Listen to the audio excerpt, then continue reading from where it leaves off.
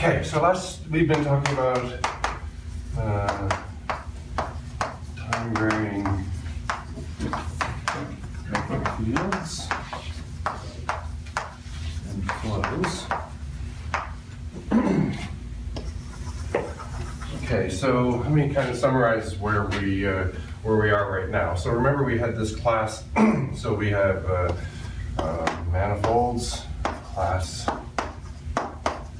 CR, and vector fields.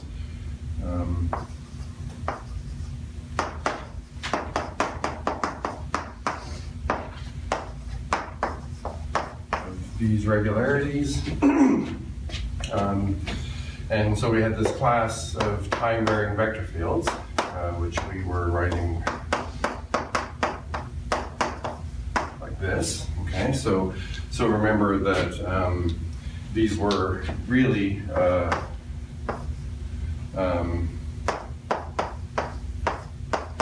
we decided this. Okay, so this is really, you can really just think of this as being a short form for that. All right, okay, so we're talking about integrable mappings from an interval t into the space of vector fields, where integrability here means the Bachner integral. And so last time we were exploring sort of sheaf theoretic ways of characterizing this. And so what I defined last time was this sheaf, which I called Lig nu, like this. Okay. And so I defined this by kind of saying what the stalk looked like. Okay, so the stalk looked like around a point. So this was a sheaf over T cross M. And so the stalks over a point T and X here were defined as limits of spaces like this, where T and M are, really, we take neighborhoods T prime and U, okay, so T prime is in T, U is in M, which are neighborhoods of this point T and X, and then we take the direct limit of these spaces over all such neighborhoods, and that defines the stalk of this sheaf, okay? Then I gave you an alternative way of thinking about this, okay? So what I said was you could think of this as being... so isn't this T in the notation T is redundant? Where? Maybe Lig nu of T and X not? I think this was the notation I used last time. It's because it looks like that. Okay. Yeah, but it's a space of germs, no? No, I understand. Yeah, the definition was the definition. This is the notation. Okay. And you didn't specify which point we are. No, this is just the sheaf. Okay. Right? Yeah. Okay. Okay. So the sheaf. Remember that to define the sheaf, what you have to do is you have to take have to specify what are the local sections of a W. So we're going to take an open subset W in T cross M. Okay. And then what I said was that the local sections of this sheaf over that open set W, you can think of these as being mappings, which I call script X, from W into the étalé space of this of the sheaf of vector fields. Okay, so this was G nu of TM, like this. Okay, and they had to have some properties. So the properties were that this mapping. Okay, so you fix an X. Okay, so if you fix an X, this was a mapping from some subset of times. Okay, so an appropriate set of times for which this mapping makes sense, into now the stalk of this sheaf at X. Okay, and this mapping had to be integrable in the Bachner topology, with respect to the Bachner integral corresponding to the stalk topology. Okay, so lots of stuff there, right? And then, so that was one property, and then the other property was that this mapping. Okay, now we're going to fix a t, and this mapping will be defined for some subset of x's. This mapping had to be continuous now into the FLA topology of the sheaf. Okay, and that was, so I told you, without really proving why, this characterization is equivalent to this characterization of the stalks of this sheaf, like I described it over here. Okay, and then, so Abdul Reza asked a question last time, which I answered, and my answer was correct, but I think it's maybe worth going back and revisiting the question. And the question that he had was basically, why can't you think of this as being a mapping not into the sheaf, but into TM? Okay. So I think there's something here that's worth pointing out. And I'm not sure, because you're not here, I will not be sure what the question really was, but let me assume that I know what the question is. And so maybe the question is, so these are now still just going to be time-varying vector fields, right? So it's a vector field function of t and x. And so maybe what you're going to do is you're going to ask that, so you're going to take a mapping now x from W into Tm, right? Okay, not into the sheaf, but into the tangent bundle. And you're going to ask for what? You're going to ask for this map. So you have these two mappings.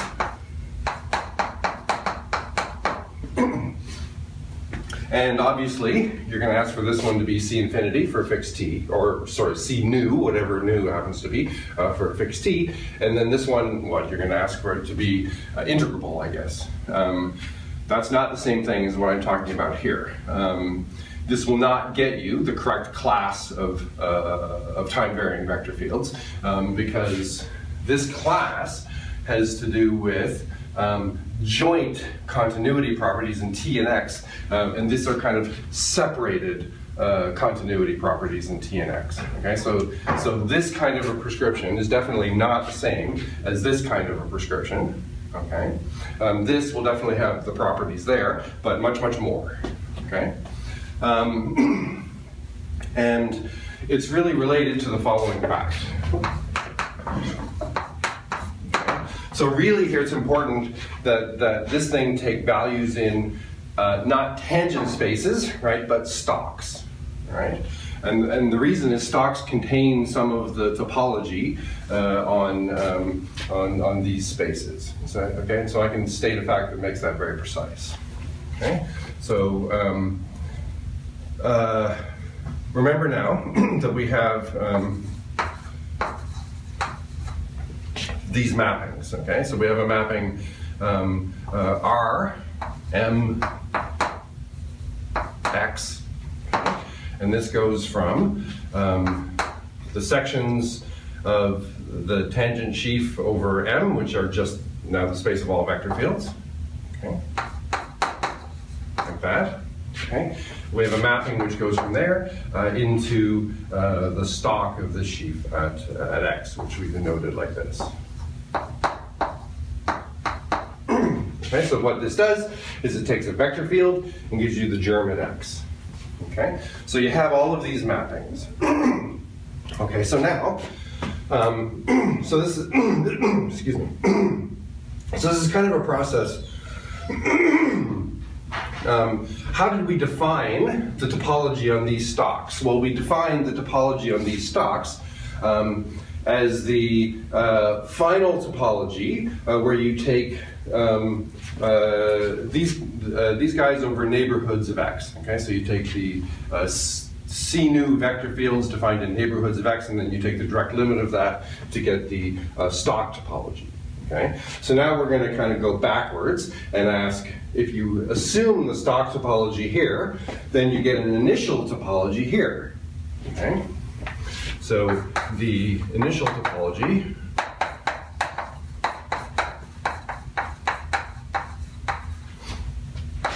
for gamma nu Tm with respect to the mappings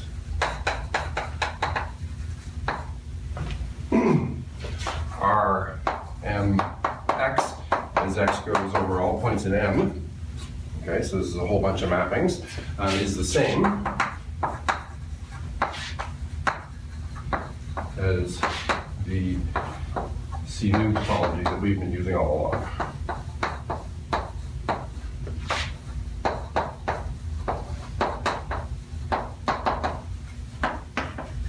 Okay. This is very much not obvious, okay, but that's why in this characterization here, all right, so we had integrability here of this mapping, and this is a mapping from time into stalks. Okay, this is why you have a characterization of this sheaf like this. It's because the topology, the stalk topology, determines the topology on open sets. Okay. Can you just answer Abba Raiser's question again? So you're saying that. So I'm not sure what his question was, okay. But what he asked was why do you have to have these things take values in the FLA space, and why can't you just have them take values in TM? Okay, so what properties, if you were to have a map like this that went into TM, what properties are you going to give that map that sort of echo these, right? So I don't know what he meant, but here's some properties. Integrability of this. So now remember, this is a very lame map, right? This goes into a finite dimensional vector space, right? The tangent space, okay?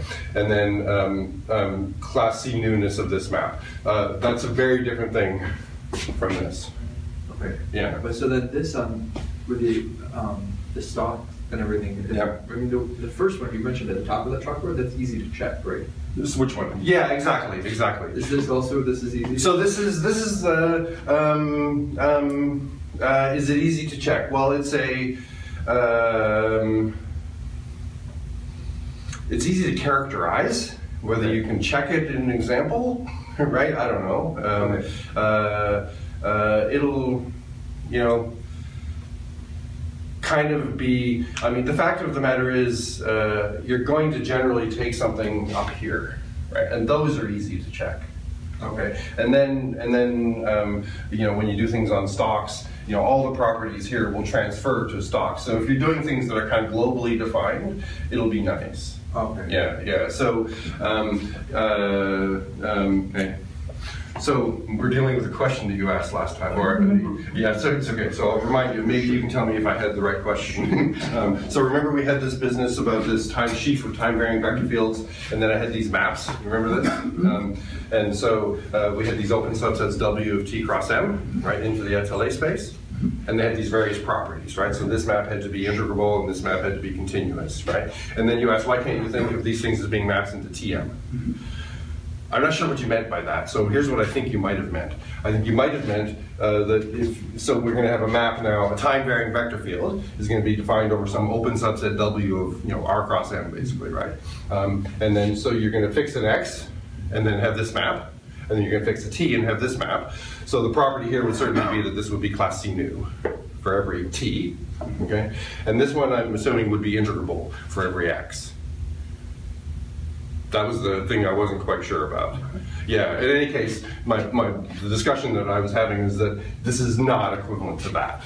Yeah. But we can put some more condition on that. That's right, and the conditions would be this.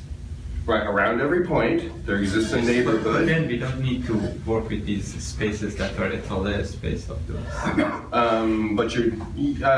But the point is that what you're really doing there is you're defining this, and you can not say that. What you're saying is, I will omit saying that I'm defining a sheaf, and you can do that. You know, but I choose not to. Okay. Yeah, okay. Right, because what you're saying is around every point, T and X, there's a neighborhood T prime and a neighborhood U so that it looks like this, yes. Right? That's exactly this sheaf. Yes. Yeah. And I'm just saying that there's this alternative characterization, but you cannot forego the SLA space in this But the problem is that this alternative characterization makes trajectories, vector fields, everything more complicated. Absolutely. Right? Yeah. No question. Yeah. Sorry, but Yeah, that's fine. So in this formulation here, so you're mapping, so you're assigning to each point not a tangent vector, but a germ of a tangent of a vector field. Yeah, that's right. And so the point is that if you just do it point-wise, it's not enough. It's not enough for what? To get this class of vector fields. We're trying to generalize these time-varying, and the conditions for this are really joint conditions in T and X. And these are kind of separated conditions in T and X. Those are honest vector fields, right? Well, these are two. Those are two. Yeah. Those are vector fields. The requirement is to go through a mapping that maps germs of vector fields to points. And the fact is that when we think of these vector fields, right, we're really thinking of them as being maps from T into the space of sections, right? And so if you think of these as being time-varying vector fields which map a T and an X to a tangent vector field, we had these conditions that describe this using semi-norms. Right, but there's no semi-norms in this kind of a description here, so you're really missing the topology on the set of C nu vector fields in this description. Yeah. Whereas you get it here because it's here in the stalks. Yeah. Okay, and then what I was saying was the reason that this agrees with that is that if you take the space of vector fields and the set of all stalks, you have these mappings which map a vector field to its germ. The C nu topology here is the same as the initial topology. So essentially, the stalk topology determines the original topology. Yeah. So that's I kind of thought about that, and I wanted to bring it up because I think it says something about what's going on with this description here. Okay, so then we're talking about flows. Okay, so then. Remember that if you have a vector field X, a time-varying vector field X, okay, so this is one of these guys now. Okay. Then we had this subset, D sub X. So this is going to be a subset of T cross T cross M, right?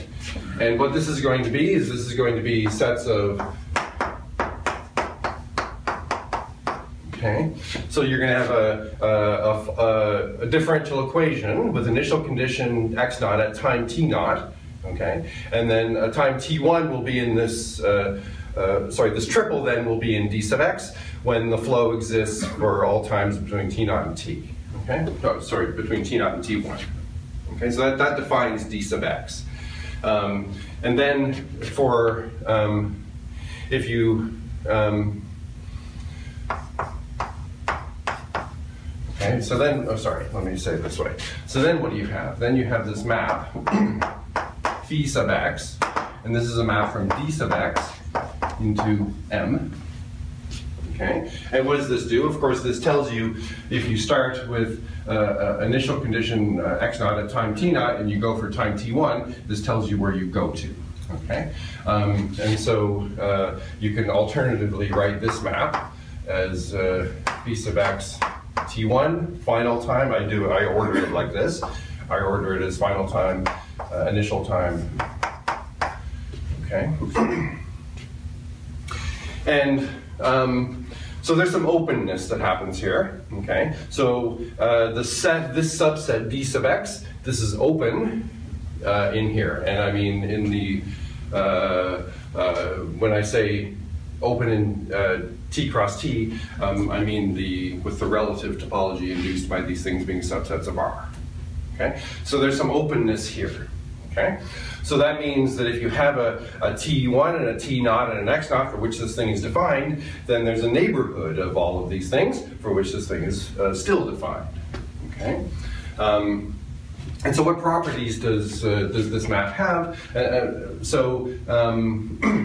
As a function of X naught, okay, so if you fix a T1 and a T naught, then there will be some neighborhood of X naught on which this thing is defined. Okay. And on that neighborhood, this mapping, okay, so this mapping now is going to be a mapping from a neighborhood of x naught into M. Okay, that mapping is a C nu local diffeomorphism.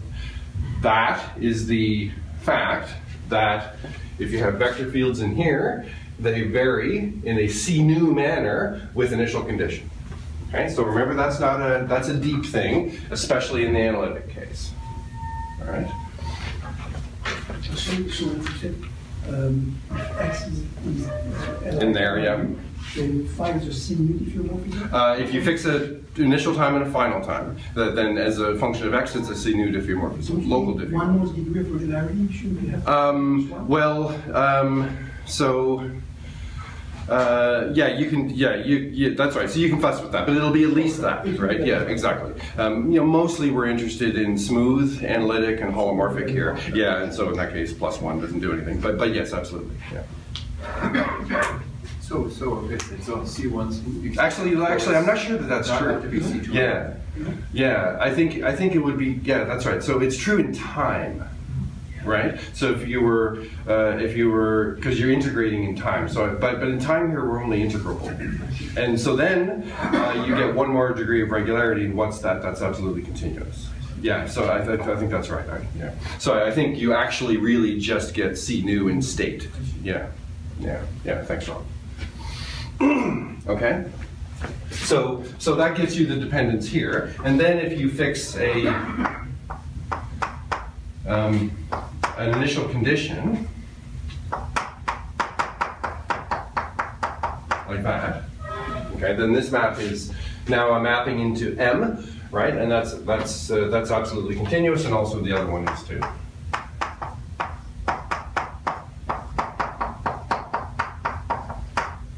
Okay. All right, so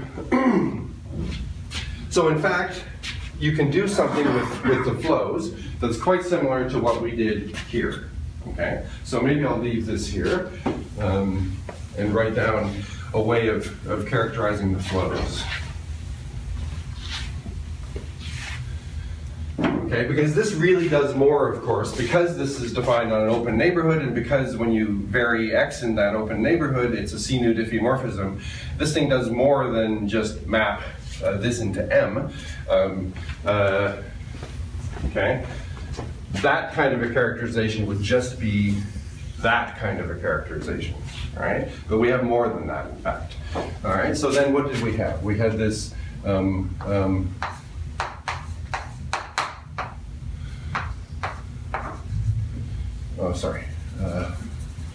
diff nu log, I forget the notation that I use now, I think it was that. So what's this? This is the groupoid of germs of C nu local diffeomorphisms. Okay. And so this was a groupoid, so what's an element of this space? Well, an element of this space is a germ of a diffeomorphism, a local diffeomorphism, let's say phi, okay, at some point x. All right, so what does this mean? This means that phi is a local diffeomorphism defined in some neighborhood of x, okay, we're going to take its germ, and so then we have the source map. Okay, so groupoids come equipped with a source map, which tells you the origin of every arrow, and then a target map, which tells you the end point of every arrow. Okay, so the source map here was,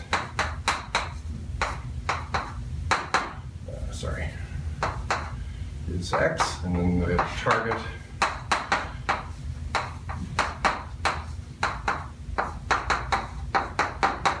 like that. Okay. So that's the, and composition in this groupoid is just composition of local diffeomorphisms, and it's of course only defined, so you can only define composition like this.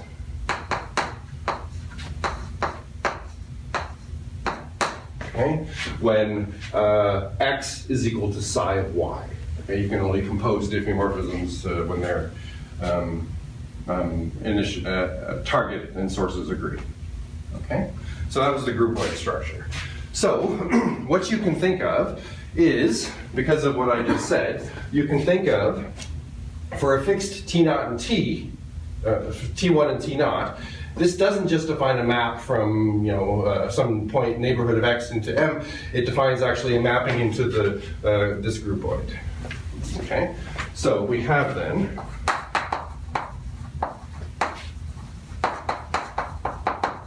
and I'm going to still call it phi.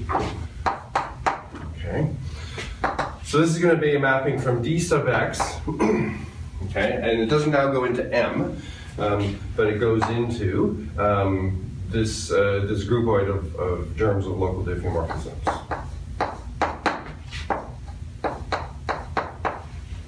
Okay, and what is the mapping? Well, okay, so phi of, okay, so it's going to be a point T1, T0, X0. Okay, it's going to map it, of course, to the germ of this guy. Okay, so it's going to be the germ of this at X0. Okay, so you have a mapping like that. Okay, so what properties does that mapping have? Okay, and so it really echoes what's going on here, all right?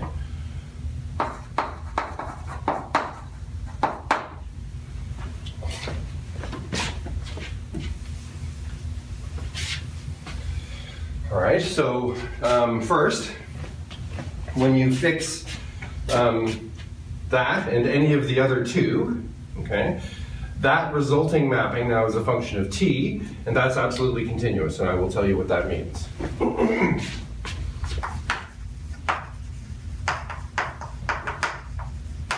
Okay, so I have a mapping T1 maps to phi of T1, T0, X0. Okay, so now this is a mapping into the groupoid. Okay, and this mapping also.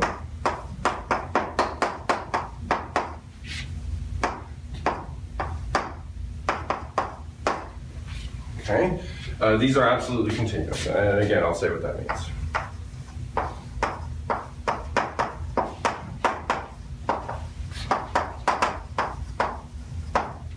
Okay, so in the normal definition or characterization of flows, absolutely continuous is not ambiguous. These are curves on manifolds, and there's all kinds of different ways to define absolute continuity for curves on manifolds.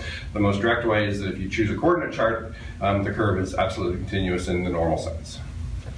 So by absolute continuity, you don't mean absolute continuity on the groupoid of germ. I mean in the stalk. Yeah, right? So this will be in each case, okay, because I'm taking germs here, okay, this is going to be in the stalk of this thing. Okay, so lots of symbols here. Okay, all right, in both cases. All right, so what I need to do is I need to tell you what it means for these curves to be absolutely continuous here. All right, and I'll do that. Okay. And then the other one, the other mapping is you fix both of the times, and you have this mapping.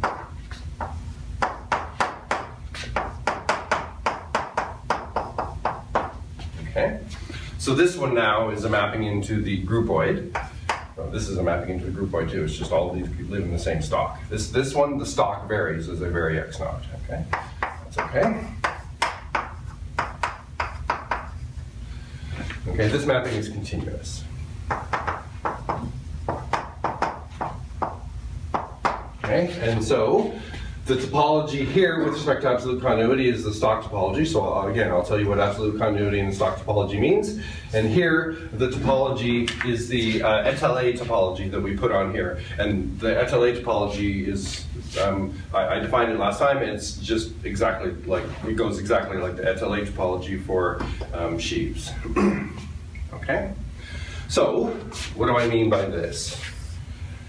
So let's think about that. Okay, so what you see here, and the thing that I really wanted, why I wanted to really emphasize this point of view of vector fields as being mappings into the étalé space of the sheaf of vector fields, is this is a flow version of that. Okay.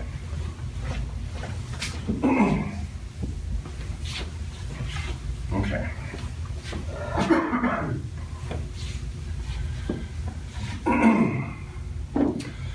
All right, and moreover, here, when you define vector fields, if you have a vector field that's defined on some time interval across M, then the whole étalé space and sheaf point of view doesn't really gain anything. But here you really see that you really need to talk about things that are defined on open subsets of T cross T cross M. Okay, because the flows will generally not be defined on all of T cross T cross M. Okay, so absolute continuity. All right. So here's the definition I'm going to give.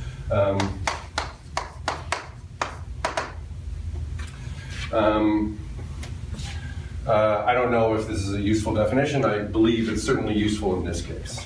All right, so let's give a general definition for locally convex spaces.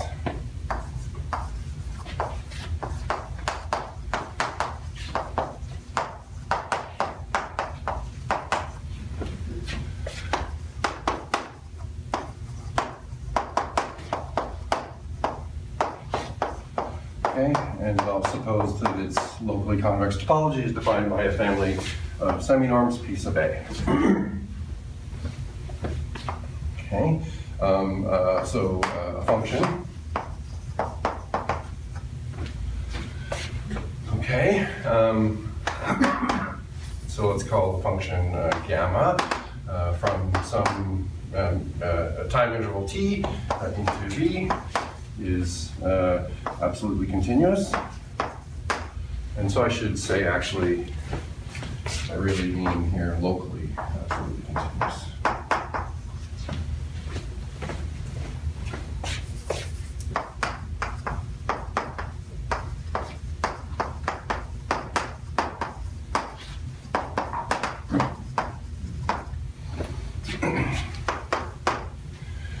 Okay.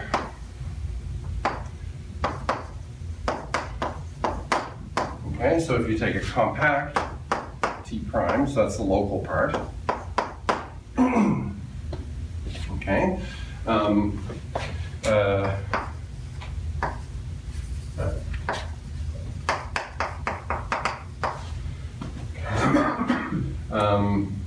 So this mapping, okay, so T goes to PA opposed with gamma T. Okay. This mapping should be absolutely continuous in the usual sense.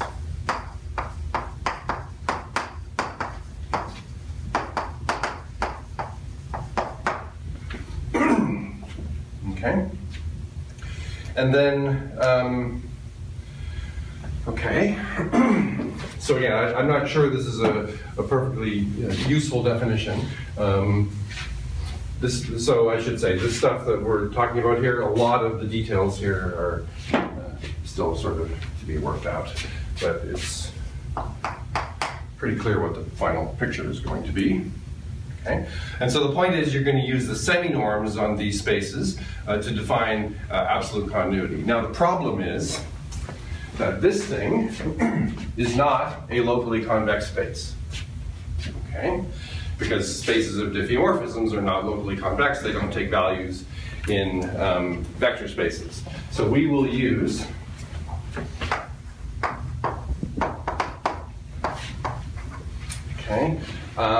the weak PD topology.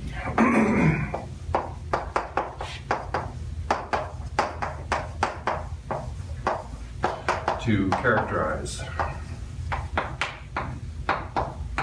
absolute continuity.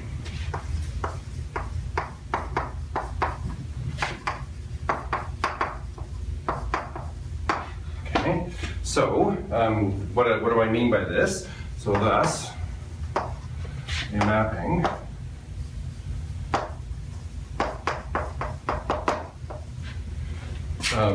gamma, okay? So gamma is going to be a mapping from time, right, into, okay, so let me not right away talk about stalks, but let me just talk about local diffeomorphisms, okay? So gamma for each time t is going to give me a local diffeomorphism. Like that, okay? So U is going to be an open subset of M, okay?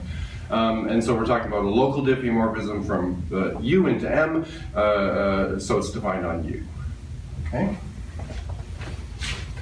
All right, so we'll say that a mapping like this is locally absolutely continuous.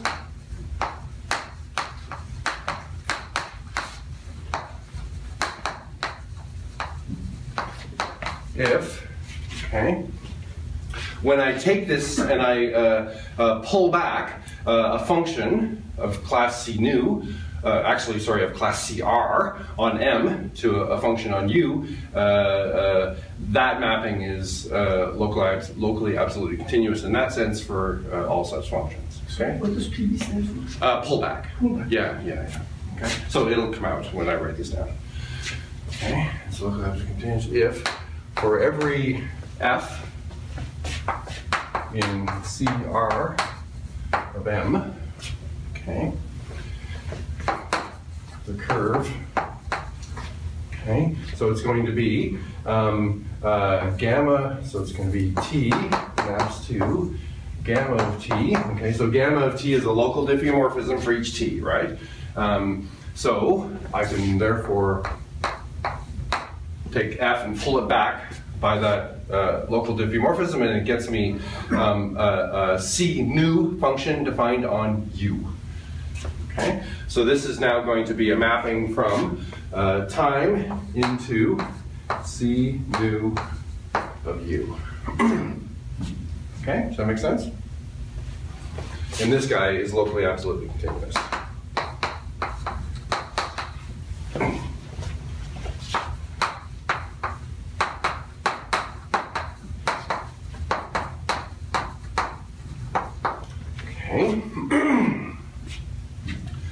All right, so how do you topologize this space? Okay.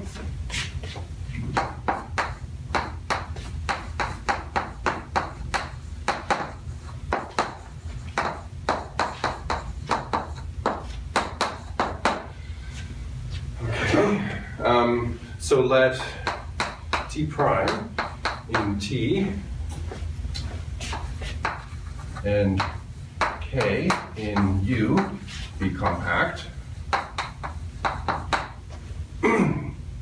Okay, now remember, for the C nu topology, I have semi-norms for this space, okay, that are defined for each nu in a specific way. Okay, we talked about these semi-norms, all right, and so they'll generally be a compact set K and then some other data. And so remember in the smooth case, these were indexed by the compact set K and an integer M of degree of differentiability. In the analytic case, we had the compact set K and then a sequence of positive numbers converging to 0. Okay, so we had semi-norms for K and then possibly some other data.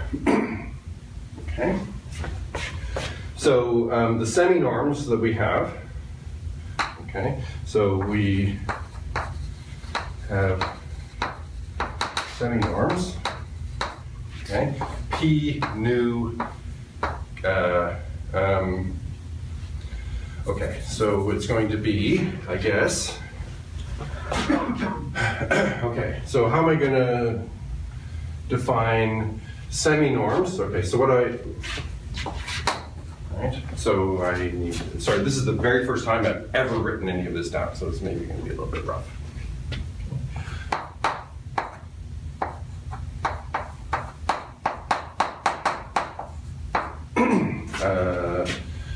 U. Okay, so I'm talking about, now I'm going to be talking about functions, okay? So this is, okay, and let me call these maybe now not gamma, but I don't know, rho. So these are mappings from T time domain T into the space of C new functions, and that are locally absolutely continuous.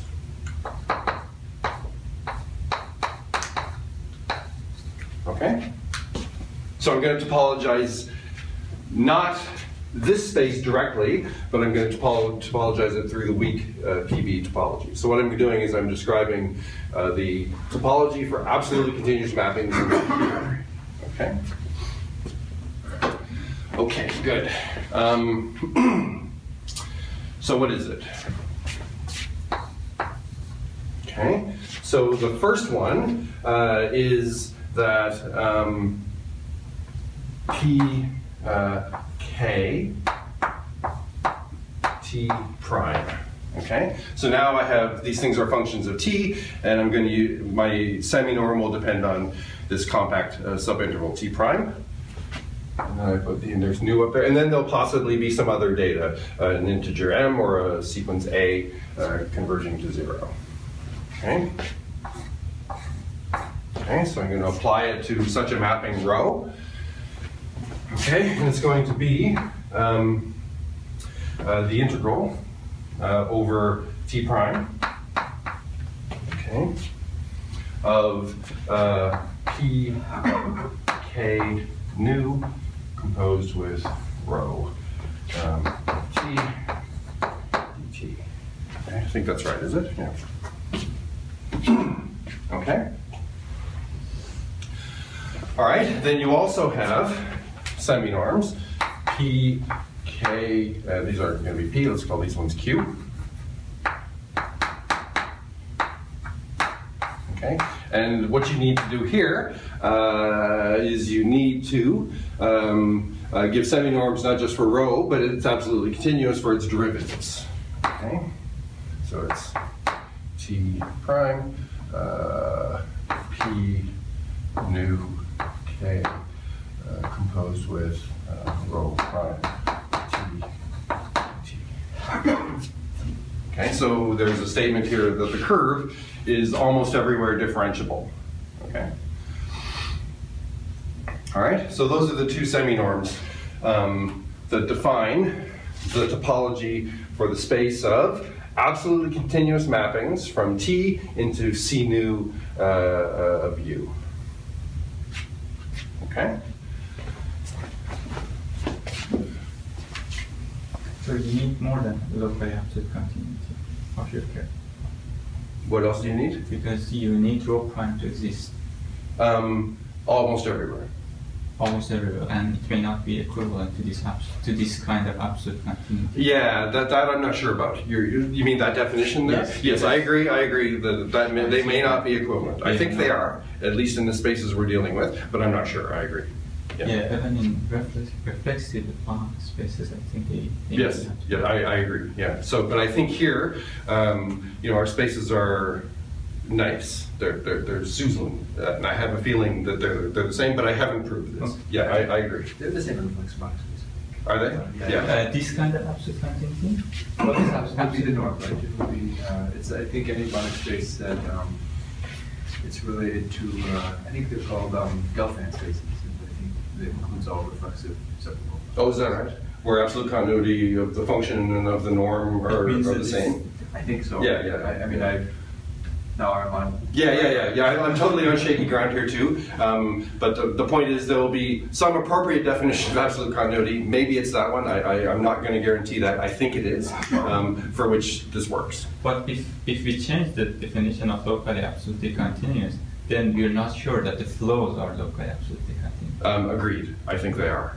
Yeah, I'm going to come right out and say that there has to be work done on everything that I'm talking about today. Yeah. But there should be some minor perturbation of everything I'm saying that makes everything true. Okay.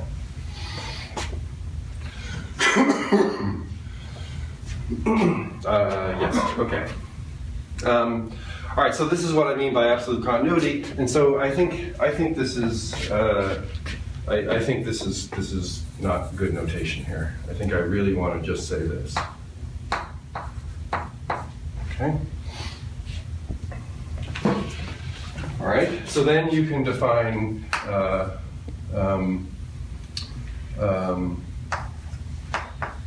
this. Okay, now it's going to be C nu of U M. Okay, so I want to talk about local diffeomorphisms, or you know, we could just talk about C nu mappings, but the ones we're going to be interested in are local diffeomorphisms, but we can just do that. Okay, so you have then these mappings, which are PBF, which goes from right from here into let's see, so it goes from here into, okay, and so these mappings, remember, are just defined by P goes to pull back. Okay, and so therefore, if you have a curve here, okay, it gives you a curve here. Okay, so if gamma, okay, is an element of this guy,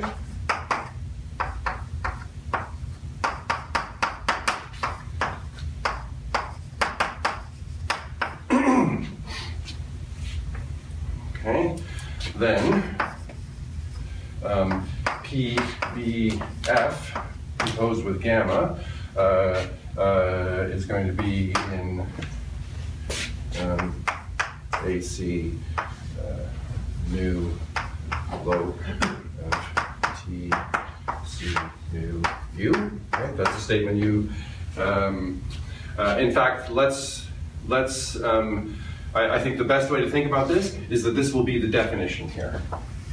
Okay, this is the definition of absolute continuity of this curve. Okay, it will be absolutely continuous exactly when this is true for every CR function f on M.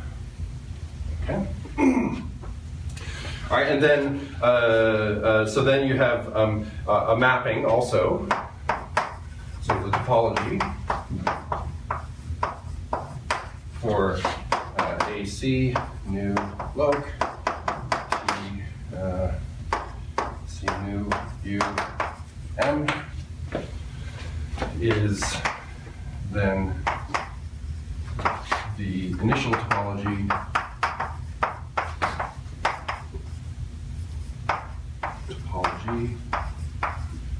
for the mappings.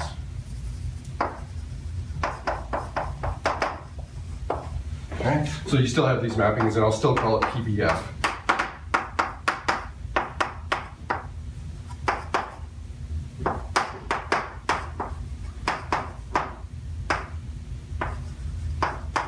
Okay.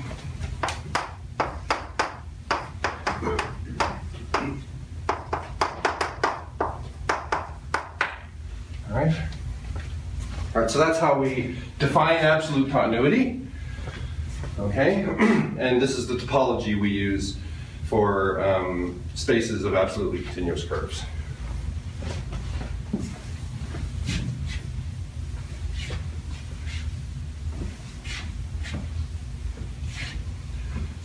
Okay, so then, okay, all right, so now, what we want to do is we want to, so the problem with flows is that flows are only locally defined, okay?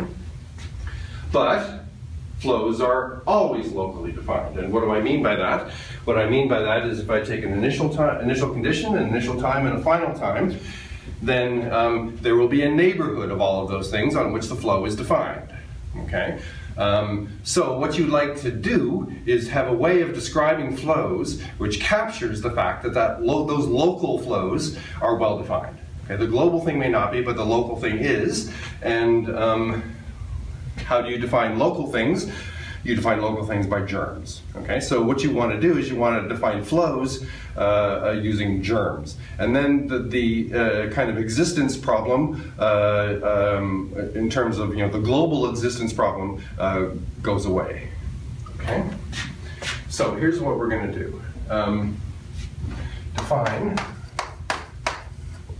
a sheaf.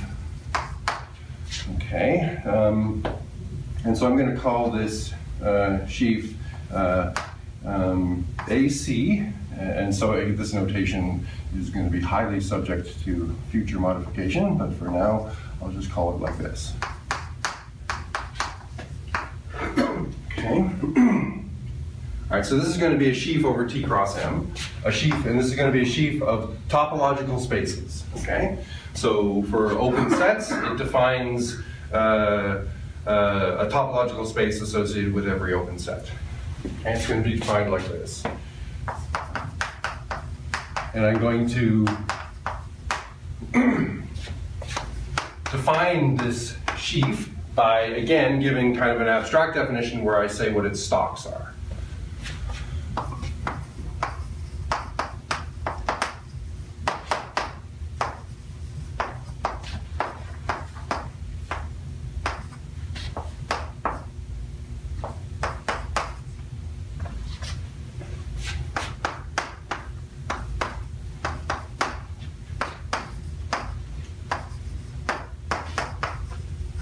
Okay. All right. So for the topological space T cross M, it has a base of products. Okay, and you can even assume that these T primes are intervals in the base for the topology. Okay, so T prime will be an open interval, and I mean relatively open in T. Okay, and U will be an open subset of M. And what so what I'll do is I'll define for a neighborhood, a base neighborhood of a point, I'll define what this sheaf looks like. Okay. All right, so I'll say that A, C, nu 0 of T cross M. Okay. All right, so what is this? Okay. This is going to be, actually, yeah, let me get rid of the 0 there. The 0 will come up later, okay? All right, so this is the whole sheaf. I need to tell you what it looks like on a product neighborhood. Okay, so this will be, okay?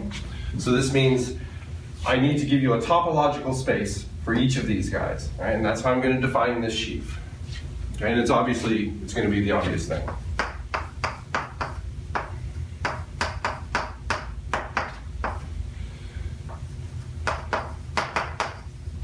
Like that. Okay?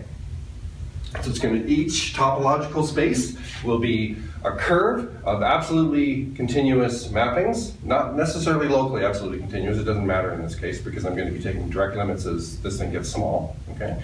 From T prime into the space of mappings like this. All right. Okay, so then, okay, given, so let me see if I can see how this works. So given a T naught, okay, and an X naught in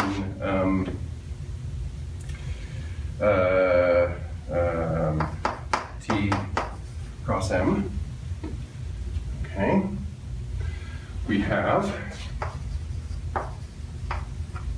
okay, for sufficiently small neighborhoods,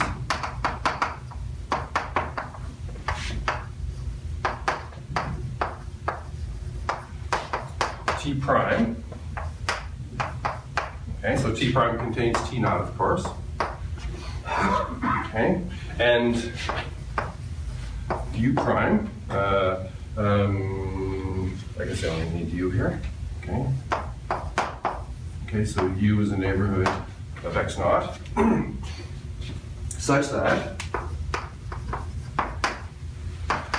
we have the absolutely continuous curve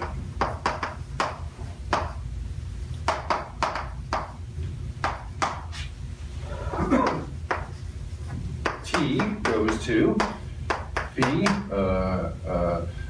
X, okay, of T naught X naught, okay? So this is the absolutely continuous curve, not on M, okay, but in the terms of C nu local diffeomorphisms. Okay.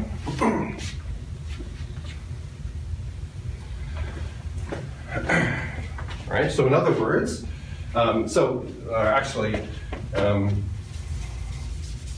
I can say this, in fact. And in fact, maybe this is even actually the way I want to say it. I want it to be like this. Okay? So for each sufficiently small t,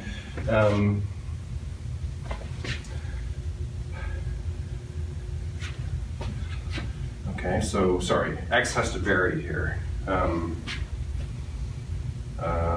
Here, let me see if I can write this in the right way. Yeah, I'm sorry. I'm sorry.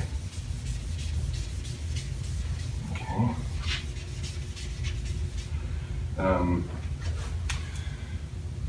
Okay, so sorry. Let me do it this way. Phi x t t naught. Okay, so this will be a local diffeomorphism. Okay, defined on U. So this will begin C nu U M. Okay, sorry about that. Okay.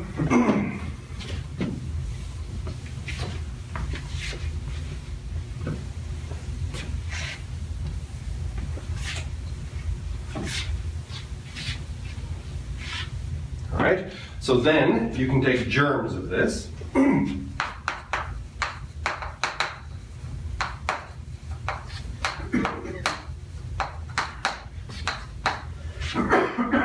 Okay,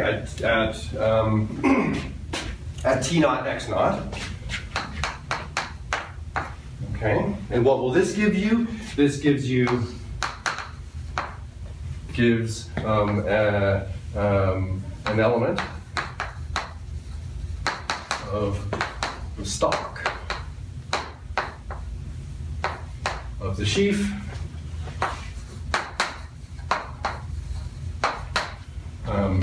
A, C, nu of T cross M at T naught X naught. Okay? All right, very complicated, I agree, but what you get is a nice result at the end of all of this. Okay? So this defines the mapping. Okay, let's call it x of t naught x naught. Okay, so what will this mapping be? This will be a map. Sorry. Okay, the x is the argument actually. Okay, so this is going to be a mapping from the stalks of the sheaf of time-varying vector fields. L, I, G, nu of T cross M, okay, the stalk of this thing at x naught, okay? So this is the stalk of the sheaf of C nu time-varying vector fields, okay? At about the point T naught x naught. Okay, and this is going to map to, by this construction that I gave right there, okay, it's going to map to this, the stalk of this sheaf.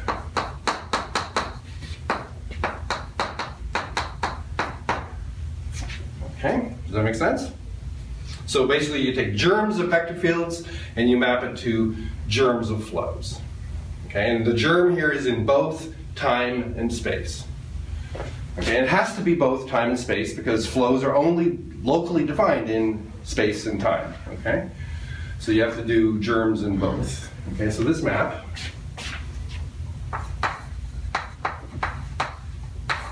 so this is one of the things that will be in Sauber's thesis. Okay, so this map is a homeomorphism onto its image.